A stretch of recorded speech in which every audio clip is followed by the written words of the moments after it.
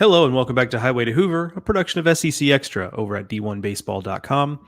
I'm your host, Joe Healy, joined as always by my good friend and co-host, Mark Etheridge. We are here to recap Week 12 around the SEC, and who boy, was it ever a week. We got storylines all over the place.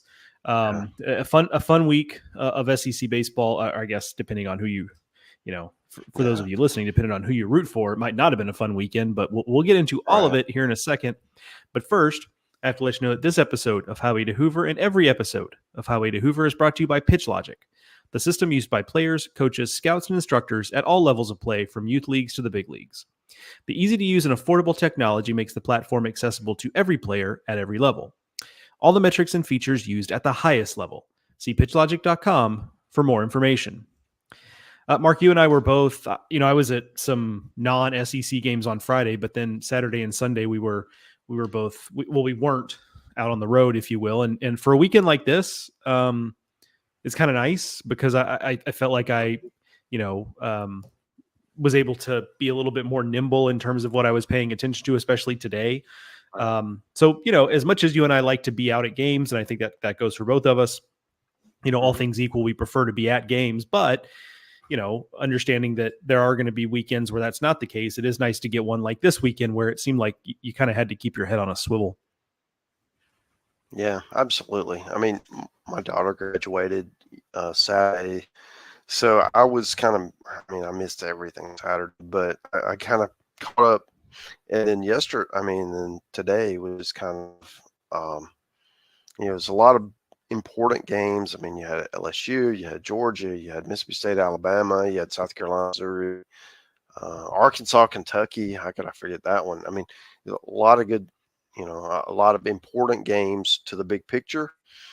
And we got so much to talk about, dude. I mean, let's just dive into it. Where do you want to start? Well, I was going to pose to you the question because I think two of the bigger stories from this weekend are LSU and Ole Miss fighting back, and getting some wins they needed. It's the meme of the wrestler, the Undertaker, sitting up out of the coffin, basically. And I think I could confidently say, so LSU takes 2 of 3 against A&M. They got kind of blown out today, but whatever. They won 2 of 3. That's really all they could have ever hoped for in that scenario, I feel like. They're alive. As we're recording, right, exactly. As we're recording this, Auburn and Ole Miss are still playing. So if something wild in that game happens and you wonder why we're not addressing it, it's because it hasn't happened yet. But so I'm just going to throw a prediction out there, Mark, and we'll see if it comes true. I thought it was crazy that they let Frank Thomas have eligibility again, and then they brought him in to pinch hit. Yeah, that was really cool. That was nuts. Yeah. So other than that, Tim Hudson's if anything, next. Yeah, for sure. They got Tim Hudson warming up in the bullpen, but he's got some years on him. So like it's a long warm up time. You know what I mean? Yeah, like absolutely. He can't just. And he can also pinch hit, which is an added value. True. Can the guy can swing it, but other than that, like if something crazy happens in that finale and we're not addressing it, that's why. But already without today's game, Ole Miss has won that series. I feel pretty confident in saying we saw a different side of LSU this weekend. Now, A&M was a little sloppy. A&M's got a couple of injuries. But I do think there are reasons to look at the result and feel optimistic that this actually is a corner turned. Now, it might not be. We'll find out. But if that feels like that, I'm curious, though, for your take on, do you also feel that way about Ole Miss, or does Ole Miss feel more, compared to LSU, does Ole Miss feel more like a function of just playing an Auburn team that's been fighting it all year? Yeah. Well, let's start with LSU, because I do think that, it was a very narrow path for them to get back into the regional picture. And it started with the number 1 team in the nation. And all they did is go out and win 2 out of 3 from the best team in the country. You can't ask for more than that. You look around the country at bubble teams and who they're facing. They're playing other bubble teams, or they're playing teams that they should pound. And LSU got number 1 team in the nation here. Have fun, right? And it's kind of interesting because last week when I was in Baton Rouge, Jay Johnson made the comment, and it was much maligned on social media, that LSU would win, and I kind of changed it to contend in any other conference around the country. And maybe it's hyperbole, but LSU's a pretty good team. And I think they kind of backed up what Jay was talking about this weekend. If they pitch, they can play with anybody. They just don't always pitch. And so it's going to be really interesting down the stretch. Can they do enough? Because they've dug themselves into a tremendous hole. Can they go to Alabama and then they host Ole Miss, who's likely going to be in a similar position to them at that point, just to try to get into position to be selected? And you always wonder, right? Because me, I look at what traditionally has been the baseline to get to, and it's 13 wins for a team when LSU's RPI area. I think they were at 30 heading into today. I don't know what they are after today's loss, but it's probably, I can refresh here. But I do think that they're going to be in a position. They're 30. Let's see, 35 at the moment. So, they are within striking distance to getting there. So, what if they get 12 wins? If they get 12 wins and they go into Hoover and in a few games, is that enough based on, great wins, very talented roster, all of these kind of intangible things? What's actually, and the part that I always wonder about is, what's the committee going to think? You hear all of this chatter about SEC being as good as it's ever been. Does that matter? Are you just looking at, wins and losses and resume points and RPIs and all of that? Or do you think, well, this is a team that lost to all these great teams, and that's why their record is that way? And they beat a few of them. Maybe they didn't win enough, but they're trending upward at the right time of the year.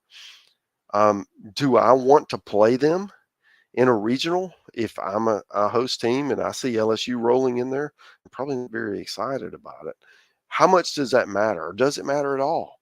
Right. And I think that's going to be a just fascinating storyline we head down the last few weeks, because here's the defending national champions. They raided the portal, got all these great players. They have a lot of, freshman talent coming back that's improving as the year goes on. How does that factor into their, to their status, as we head into it? And then you have Ole Miss. 2 years ago, they won the whole thing. Last year, they were not good. This year, they are much improved, but how much improved? And that's what we're going to see these final few weekends. They haven't pitched real well. They haven't hit real well.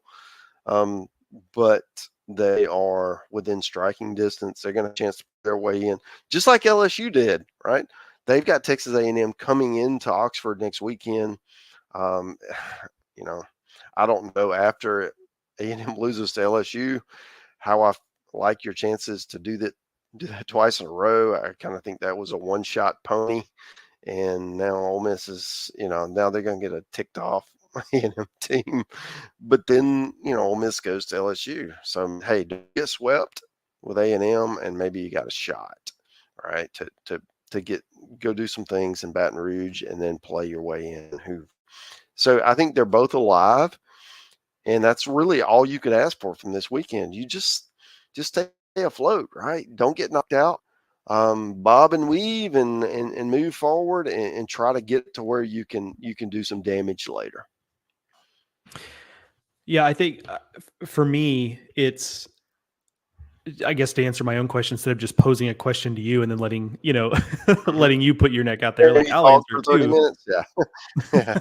Well, more so, that annoying podcast host thing where you ask a question and then you yourself don't end up having to answer it because you're the one that posed the question. But so I'm confident that we've seen something different from LSU in that, that they're now at a point where the gauge jump Luke Holman 1-2 you feel confident in. Yeah. Being good enough to win more often than not. Obviously, Griffin Herring has been excellent the whole way. And Christian Little, man, had maybe his best outing as a member of the the LSU program on Saturday. Offensively, Jared Jones has gotten hot again. He's up to 20 home runs. He and Tommy White, who's also swinging it better. Those guys have gotten hotter.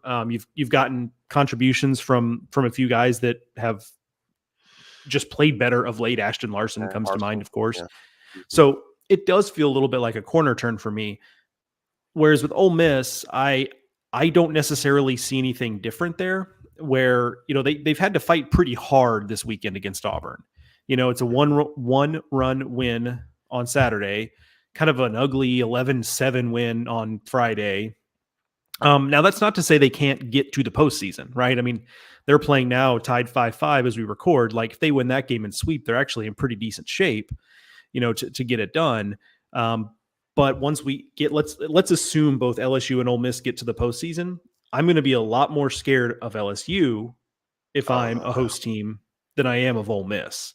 So me saying that I think LSU's turnaround is a little more real, a little more tangible, is not to say that Ole Miss isn't going to make the cut. They very well might, but man, that's you're talking about a night like if LSU gets into position to be a postseason team, if you're another hosting team in the Southeast, an ACC host, a Big 12 host, you are kind of rooting for LSU to win the SEC tournament so that maybe they can actually host also, to just kind of avoiding a Tennessee situation where Tennessee gets sent to Clemson last year and ends up winning that regional, right? So, I'm with you completely. And I do think that, in the pecking order right now, it's LSU and then Ole Miss, but Ole Miss has a chance, right?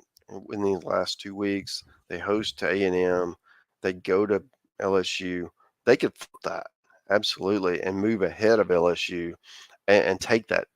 If there is the 11th spot, which maybe it's a 10th spot, depending on what Florida does, and we'll get to that in a minute. But that they could be the team, and I do think that only one of those. There's only room for one, and right now, if anybody gets it, it's LSU, and I'm not sure LSU's got it yet, but it's that's kind of where we are, with 2 weeks left. Yeah, it's somebody is going to. There's this group of Florida, Alabama, Ole Miss, LSU, and don't look now. We'll talk about them later, but maybe Vanderbilt that are kind of in this, and not all of those are going to make the cut.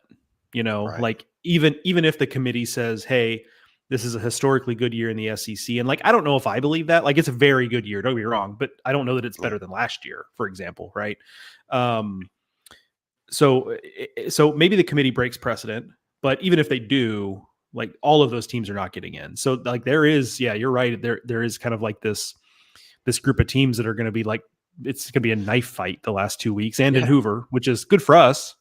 Makes Hoover a lot of fun, but not everyone is ultimately going to end up getting there. One team we do know for certain is getting there, and probably a lot further, is Tennessee, the assumed number one team in the country. The new rankings have not been done yet, so I can't say with 100% certainty, but it looks logical that Tennessee will be the number one team in the country tomorrow morning. They win a series on the road against Florida, a series that Florida probably kicks itself a little bit. That Friday game was pretty close. They had opportunities in that game, and then they get to a Sunday game, and that one was not close, as it turned out. Tennessee kind of ran it was over. Yeah. Right. Yeah. An 11-run inning for Tennessee, and that one really allowed them to boat race the Gators late. So feel free to take the Tennessee end of this, Mark, or talk about Florida, which again finds itself in a sticky situation where now they're just one game over 500. And we've talked about the path, their path the rest of the way is not easy. They really are up against the ropes, and they had advantages that Ole Miss and LSU didn't have in terms of they were starting. It wasn't, but a few weeks ago they were above 500 in the SEC. We were starting to say things like, I think this team is starting to figure it out. And here they are, having lost however many conference series in a row or whatever it is.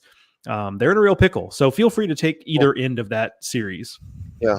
I'll start with Florida. I mean, the 24 and 23, they have 7 games left. They have South Florida in midweek. They They have Kentucky, who we just saw knock off Arkansas, who, they have the best record in the conference. So that's who you have next. Wonderful, right? And then you go to Georgia, who just put Vanderbilt, who's playing as good as anybody in the country right now. I mean, they're just really hot. So good luck, Yeah. Florida. The only thing I would call out here is there is a chance that Florida is able to schedule another game. Remember, they had the rainouts with St. John's early in the year. They lost the first game and the other two wiped out. If they can find someone, it's perfectly within their rights to bring someone in. There's a couple things there. One, you kind of need to play somebody you can beat, because otherwise, what's the point? And two, they've got to agree to do it. Yeah, we want to come get thumped in Gainesville while you help your record. That's not an easy sell. Maybe I didn't sell that right. Maybe you could sell it better too, but you need to work on that to get somebody to come in and help you get that extra win. Maybe enough money with that, depending on who you ask, but that's kind of where That's it. Florida is at this point, Yeah. right? That's it. I mean, they've Yeah. got a midweek against South Florida, and South Florida isn't great, but they're good enough to beat Florida if the things go a certain way. Yeah. I would be looking at, hey, FAMU, here's a giant check. Right. Do you want to come here? Let's play 2, as a matter of fact. Right. They have 2 openings. They certainly do. Yeah. So, and that's no disrespect to let's- FAMU, but obviously it's just a different level of competition there. Anyway, continue. Yeah, and and that's the thing. I mean, with Florida, they also caught a tough break. The Thursday game was rained out, so Pierce Coppola, who was going to be the game 1 starter, was rained out. He'd already got hot, and then when he came back to warm up the next day, he wasn't right. So he didn't pitch at all this weekend. So you lose your one of your best bullets, and he doesn't, and he doesn't help you at all. So, hopefully next weekend with Kentucky, everybody's healthy and you get an even matchup throughout. Because if you think about it, you got to play a doubleheader against Tennessee, who's now the number 1 team in the country. Incredible offensive club. You don't have your Friday starter, and you got to play a doubleheader, and it starts early in the day when there are no fans there at home who can help you kind of pull through, the tough moment. That was a tough deal, and they were able to get the split in the doubleheader, which, frankly, I was wondering, right, when the doubleheader was scheduled, would they get thumped in both games and then have to win with Cags in game 3? And it's a good thing they didn't, because game 3 didn't work out so great for them. So I do think that Florida is. I still have faith in the talent. They're going to find a way to split these last 6 SEC games. Hopefully for their sake, they can win the USF game, and then they're good heading into Hoover. Otherwise, they're going to have to go on a run in Hoover, and that is not, for the meek. As far as Tennessee, I mean, they continue to just hit the ball all over the park. I mean, that is the best offense. I think it's the best offense in college baseball. Some people will say A&M. I think it's Tennessee. I'm with you. Yep. And if they pitch, which they pitched pretty well this weekend, it's not a team I want to face. They've got an excellent shot to go a long way. Certainly an Omaha team, and once they get to Omaha, if they pitch enough and they continue to hit the way they do, I mean, the ceiling for them is the national title, and that's that if I'm a Vol fan, I got to be feeling myself right now, because this is what you want. You want this opportunity. You had it a couple years ago. Then last year you were 2 seed, and a lot of people were wondering, what was this team about? Because it was inconsistent. It got hot at the end of the year and made it to Omaha, made the Final Four, and in the College World Series. And I think this is a year a lot of those players are back. A lot of them have tasted Omaha. They know what to expect when they get there. That would be a team, assuming they make it back there, is going to be a handful, right? And one of the favorites to win the whole damn thing. I like what Tennessee's doing with the way they've had to work around some holes in their pitching staff. They're doing a nice job of just using what they have. They're piggybacking basically Yeah. 2 days on the weekend. Now, one of them is a scheduled piggyback with, Stamos and Causey. That's worked really well in generally speaking. They also have a pseudo piggyback where sometimes Xander Sechrist gives them, 5-6 innings, but sometimes he gives you 2, like it was last weekend. And, Nate Snead is there to kind of be the second piece of that piggyback.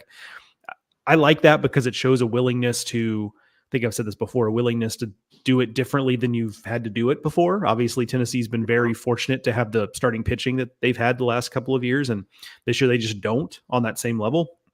And so they're tinkering and figured it out, and we'll see if it works when they get into the business end of a postseason run. But for right now, it's really, really effective, and I think deserve a lot of credit for tinkering with it until they found something that feels tenable. Yeah, and you assume AJ Russell is looming out there at some point, and he comes back, and you're that much better, right? Because maybe he just gives you bullpen innings, but I mean that's some really good bullpen innings if you get them. So it's just right now that's a bonus. Yeah, no doubt. Joining Tennessee likely as a top 8 seed in the NCAA tournament, Kentucky.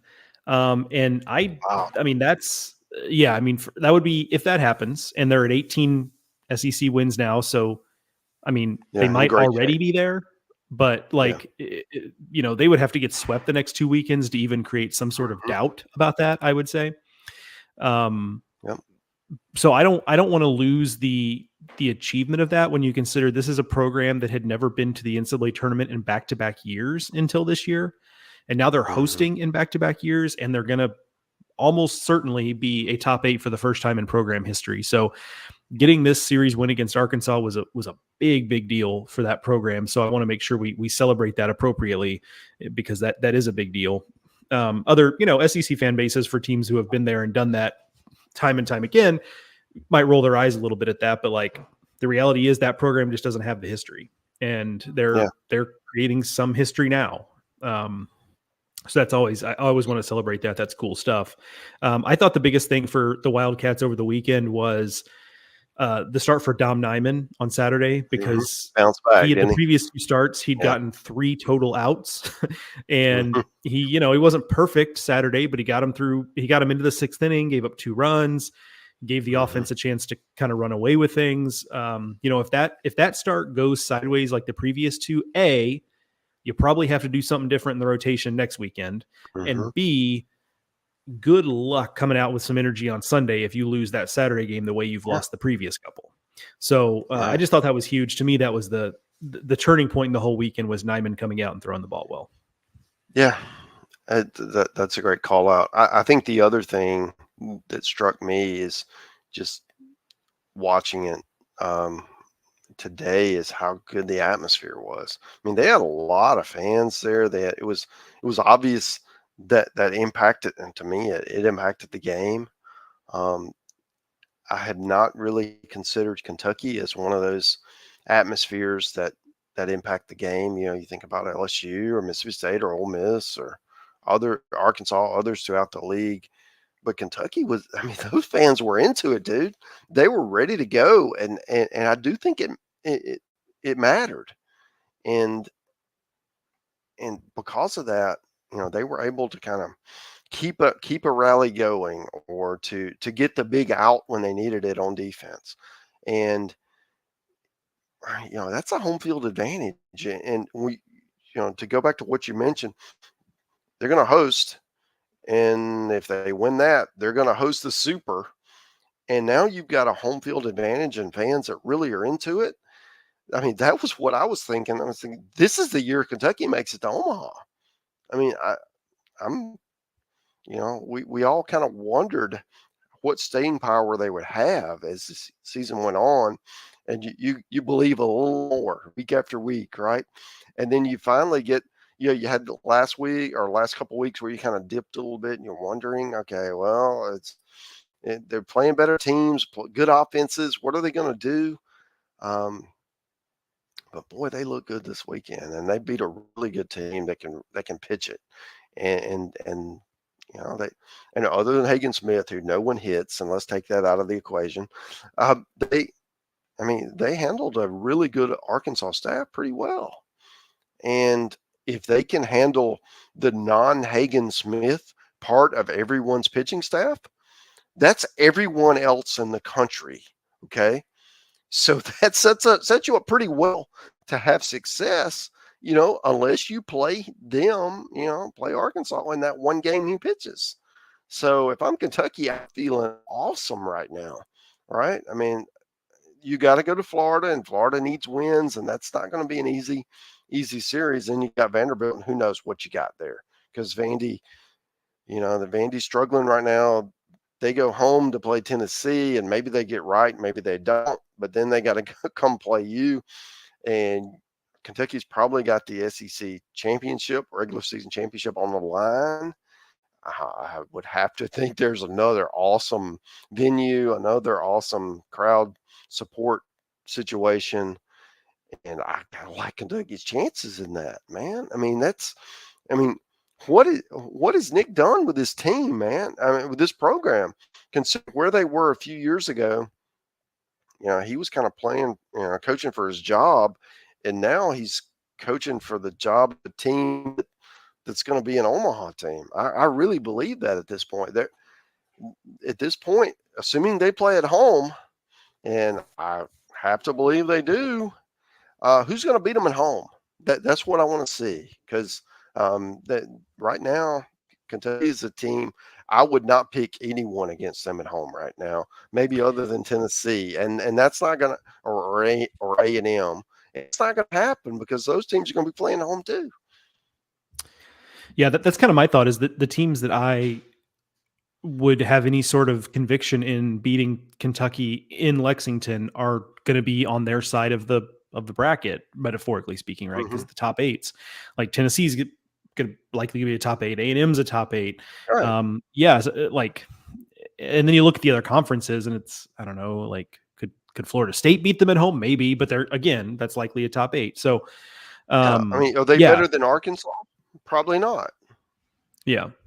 Yeah. So I'm with you. Like, I wrote that on the Friday victory over Tennessee, that like this is an Omaha quality team. Now, not all Omaha quality teams get there, but this is an Omaha level team. And I think it's taken a lot of people a long time to come around to that idea, because, even this year where their lineup looks more like a physical SEC lineup, like their pitching staff doesn't have the stuff of most others, and they do it a little bit differently, and they don't have those like workhorses on the mound, but they're sitting here at 18-6 in the league, and they could win the SEC title. And if they get to 21 wins, I think that's the most they've ever had, as almost certainly. 2006 they won 20 when they shared the SEC title with Alabama. So what a time that was. Kentucky and Alabama splitting the SEC title in 2006. Shout out to John Cohen days. And Mitch Gaspard. But yeah, so I just, again, like, want everyone to take a minute to appreciate like the magnitude of what's happening here. And when you look at the support they're getting, the facility they play in, they've obviously put in some work to get to this point from a structural standpoint, both literally and metaphorically.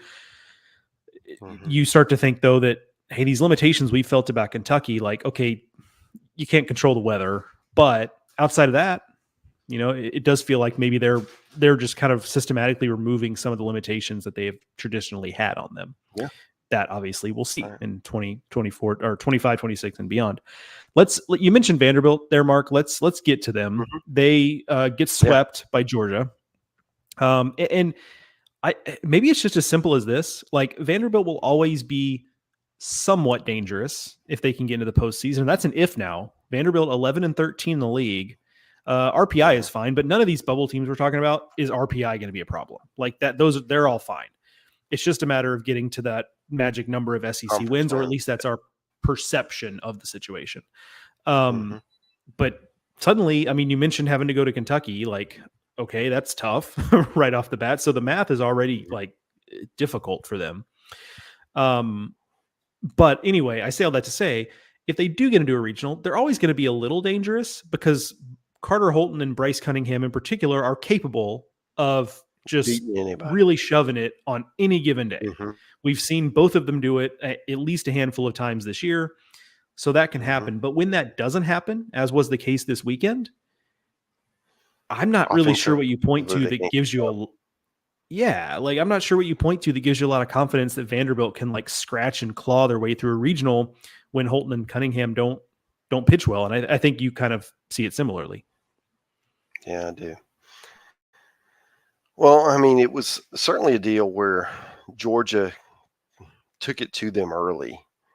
They got to Cunningham, they got to Holton, and then today, I mean, they got to Thompson, and then how's Vanderbilt respond? In the first 2 days, they really didn't. In the final game, they responded some.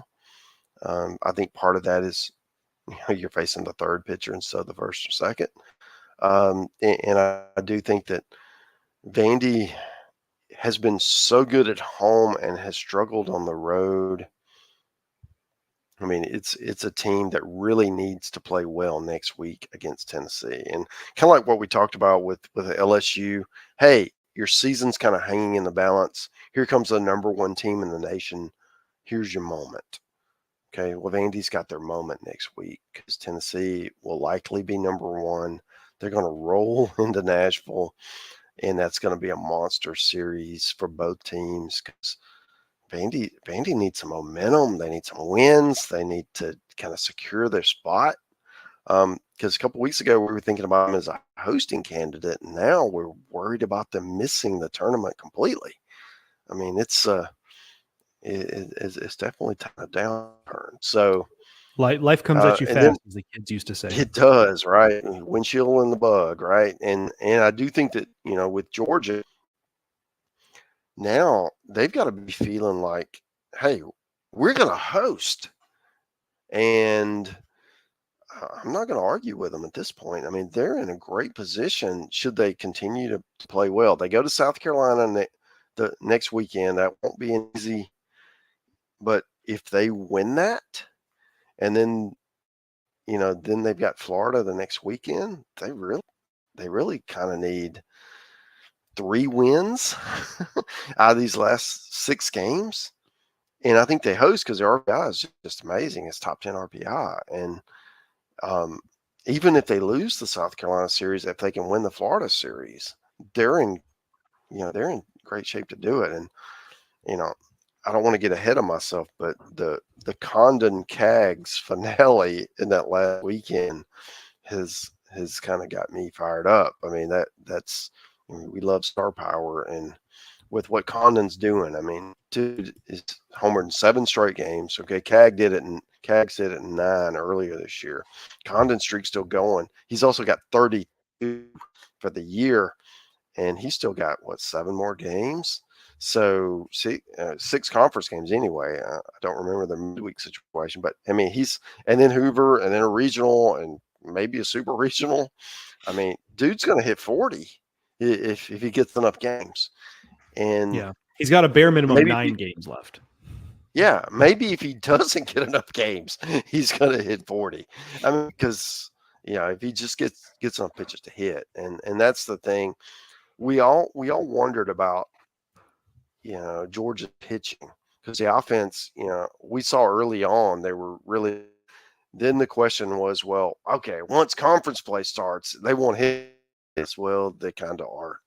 So now you're getting, well, they probably won't pitch like this once they get into play these good teams, and the pitching has continued to get better as the year went on. I mean, Harris today threw 4 hitless innings. He was their midweek starter, and he continues to kind of ramp up. He's a guy who really couldn't get on the mound for a long time. Yeah. Like, I mean, he was buried for a long time. Wes, man. I mean, he's a big league pitching coach, and he's coaching in college.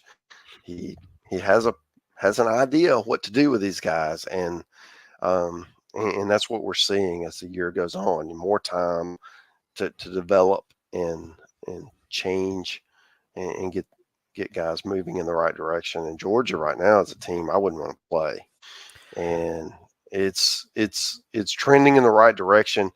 I think at this point, I wouldn't bet against them having a regional. And then once they get there, that is not a team I want to face because, I mean, you have a guy you can't pitch to. You have other guys in the lineup that are backing around. So if you walk him, they're going to knock him in. And now the pitching's getting better. I mean, Georgia's in the best position it's been in quite a while, right? Since some of those great years they had when they were top national seeds and just, it didn't materialize in the postseason. This is moving in the right direction for Georgia.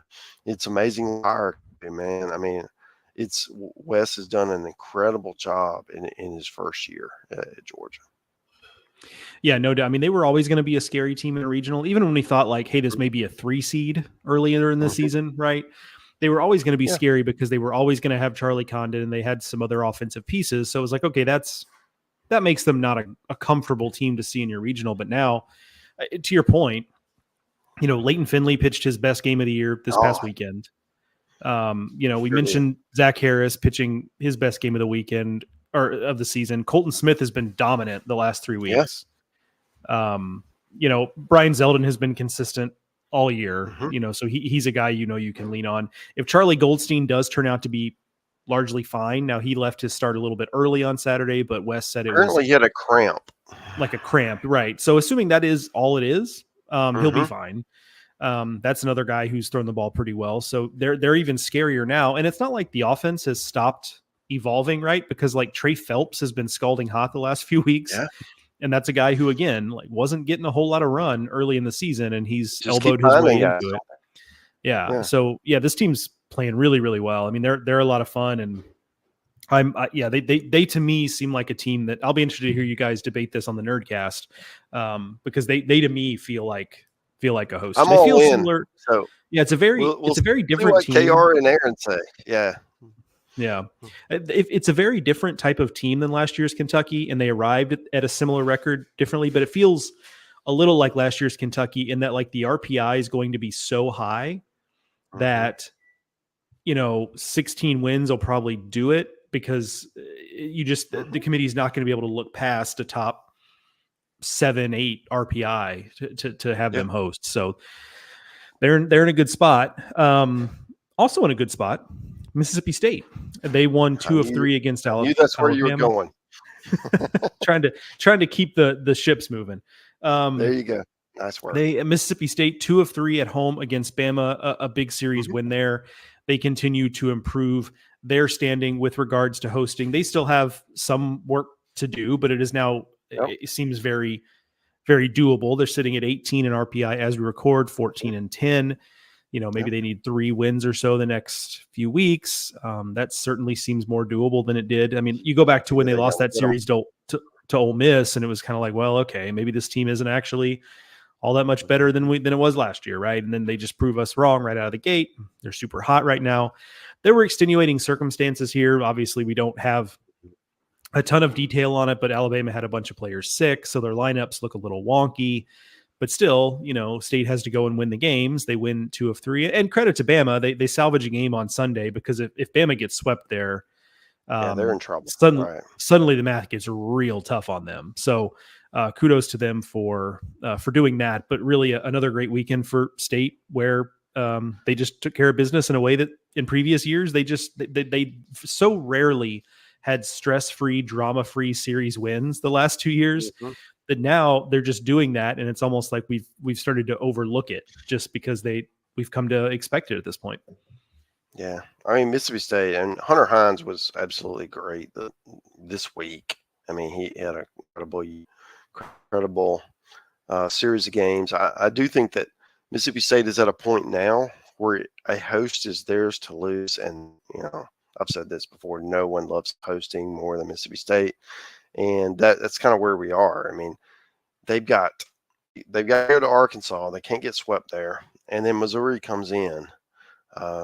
If they sweep, even better. But probably if they take 2 out of 3, I think Mississippi State is in position to host. I mean, at 14 and 10 right now, Should they get to 18 wins, check it out. It's done. If 17, then you got to look around and see what the rest of the country looks like. But I do think that Mississippi State is in a great position to host. The question for them is, can they continue this momentum where you're playing well going into these last few weeks? Because now they're one of those teams nobody wants to play because they're playing at a high level. They're pitching well. They're swinging at guys throughout the lineup that are producing. It's a club that is, they're going to be a problem. And honestly, at this point, I would probably put them number 5 in the conference. I mean, I really think they're the 5th team right now. They passed some of these other clubs like South Carolina and Georgia. I think Mississippi State is that next club. And if you're looking for, Omaha teams and teams that are going to host and, win supers and, that kind of thing. I mean, Mississippi State is a trendy pick right now because of the way they're playing. Then you look at Alabama. As you mentioned, they went through some adversity, having to try to fight through it and understand, who's gonna be available. Can they pitch enough? Do they have enough players to even field the roster, much less, have a great batting lineup? And they were able to keep it afloat. The first 2 games weren't pretty, but they were able to get the third one and salvage it. And, going into it, that's kind of what we thought they would do. They were going to go to Starkville, and they probably were going to win the series, and they'd probably take 1 out of 3. And it took a kind of circuitous route to get there, but that's where it ended up. So that's where they are. And Alabama's got LSU next weekend, a monster series for both teams. I mean, Alabama kind of cemented their place in the regional picture with a series win, and then LSU still, they're still alive, so they can play their way in a series from Alabama. Then that really sets them up well, as they go into the final week of the season in Hoover. And then Alabama finishes at Auburn, and I don't have to tell anyone in this geographic area what that rivalry means. Auburn will be ready to play. The series is in Auburn, so Alabama doesn't need to go into that series needing to collect a whole bunch of wins because Auburn's going to fight you.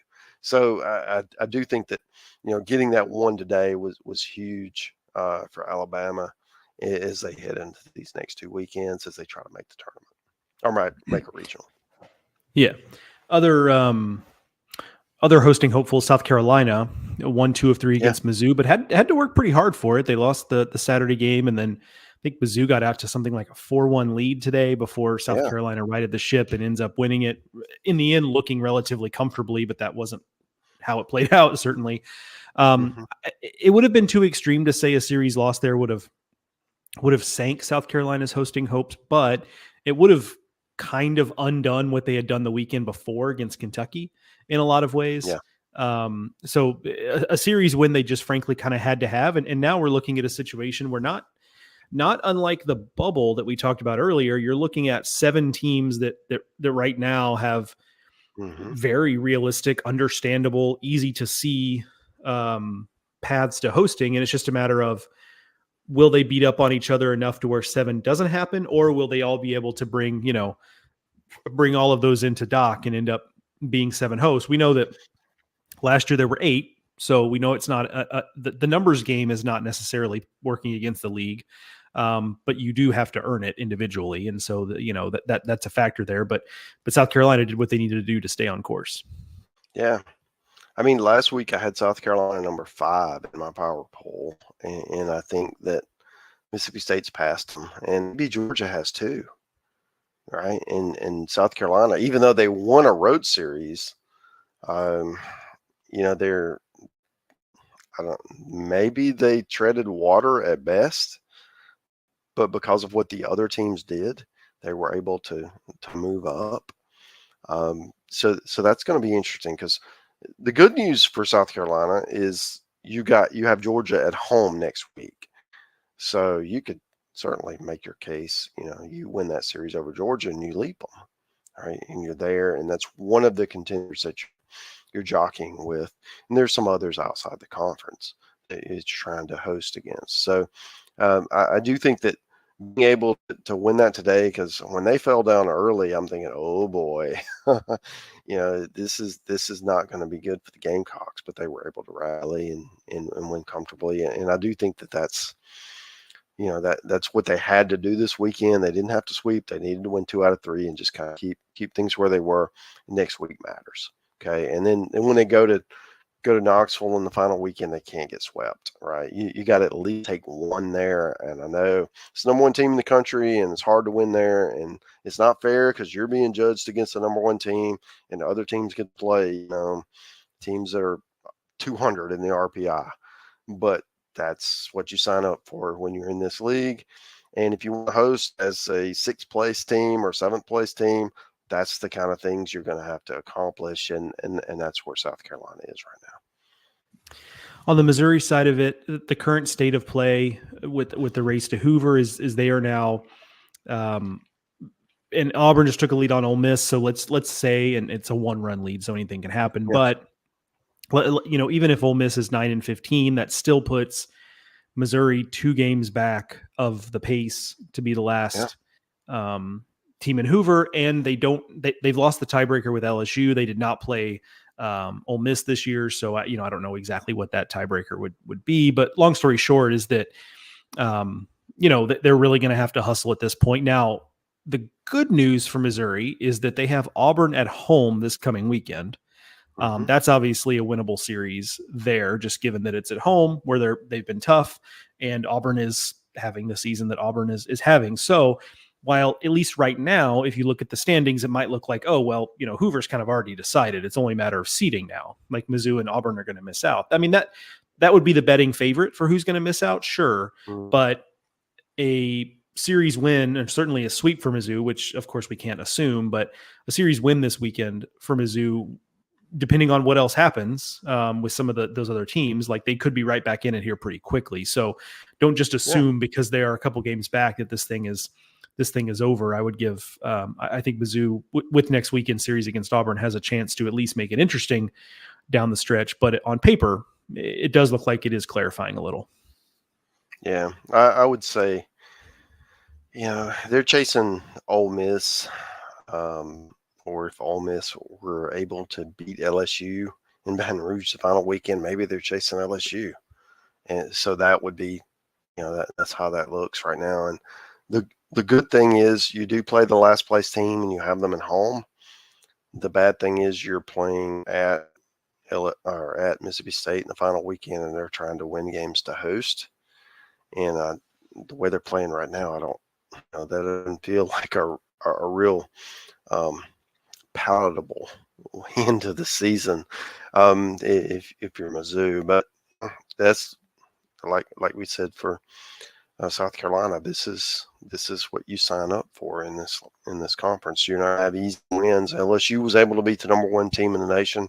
There's no reason that Missouri can't go and do what they need to do down the stretch to sneak into Hoover. And that's the thing about Mizzou. I mean, and I've said this before, it just seems like we always pick them, last or next to last, and they seldom finish there. And they're certainly have an opportunity to continue that this year. And if they knock off Auburn next weekend, and then they're able to steal a game or two in Mississippi, in Starkville against Mississippi State, who knows? They can play their way in and be that 12th team, and maybe they play Mississippi State 4 times in a row, and the 4th time might be the time that matters the most, and you're able to have some success, and who knows what that leads. But that would be a great, first season for Carrick and that staff to be able to qualify for Hoover, in your first season when so little, honestly, so little was expected. Yeah, no doubt. I mean, we were, early in the season, we were kind of talking about this could be really tough for Missouri this year. And I think they got off to a 1-8 start in the league. And, and since then it's been a lot better. Since 1-8, they're 6-9, which of course is not anything to put a banner up about, but considering where they started, you'll take that. And this season has always been about, the season has always been about setting the table for what's next. But to your point, I think we both have heard enough from Carrick to know that he's not really into the whole moral victories thing, and that so getting to Hoover would be at least something tangible you could point to and It's say, a like, step. look, nobody really expected us to get here, and we got here, and we had to fight, whatever it is. So that would certainly be something they could. I would certainly spin it if I were him. Hey, nobody thought we could do this, and here we are. Yeah, exactly. Yep. All right, Mark. Well, that seems like a show. Touched on a lot there. A lot of moving pieces this week. Felt like we had some teams make some big moves forward. So that sets the table for a really good finish the last couple of weeks. And I think we knew that was coming. So we're glad to see that is what we're actually likely to have play out. We will be here in a week to talk about it all again. Yeah. The postseason picture will get both more clear and murkier, I am sure, this time next week. But that's what makes what Mark and I do. Fun. Right. That's what makes what Mark and I do a whole lot of fun. Programming note. I mentioned this on my weekend waypoints video this morning, Sunday morning. First of all, if you're not watching those videos, please do so. I would appreciate you doing that and supporting the sponsors who have been a part of those programs. Thank you, Mark. I appreciate that. Mark and I are going to do a special edition of Weekend Waypoints, I guess you could call it. Monday night, time TBD. We will communicate it, rest assured. We just need to kind of bat it around and talk about it a little bit. But Monday the 20th, which is the night before the SEC tournament gets underway, Mark and I are going to do a live stream version of basically the podcast, but it'll be under the Weekend Waypoints banner. Yes, we're going to preview the tournament. What is that? Weekday waypoints. Weekday waypoints. Yes, thank you. That's a good one. Yeah. Maybe I can get Pat James to make a new little backdrop for it. Make a new graphic. Yeah. Yeah, just scratch out like graffiti, out the end and put day over top of it. So time TBD, but Mark and I are going to preview the tournament, but also come in there with some comments for us. We'll do some Q&A along the way.